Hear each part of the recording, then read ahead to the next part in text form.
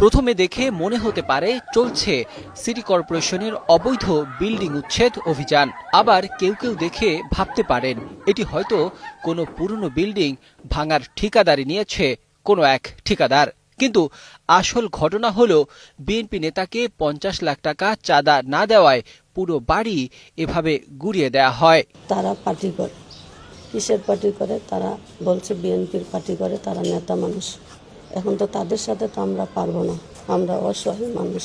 আমাকে মারধর করছে, পায়ের মধ্যে ইটা দিয়ে ডিল দিছে, তারপর হাতুড় দিয়া বাইরাইছে আমার আম্মুকে, আমাকে। তারপর পাইপ দিয়া তাদের হাতে, প্রত্যেকজনের হাতে অস্ত্র ছিল। আমাদের বাড়িঘর ভাঙচুর করে শেষ করে ফেলছে।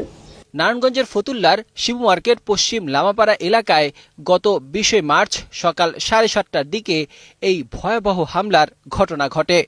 হঠাৎ করেই ৩০-৪০ জনের একটি সশস্ত্র দল লাঠি, রড ও দেশীয় অস্ত্র নিয়ে একটি বাড়িতে হামলা চালায়। মুহূর্তেই পুরো বাড়িটি ভেঙে চুরমার করে দেয়।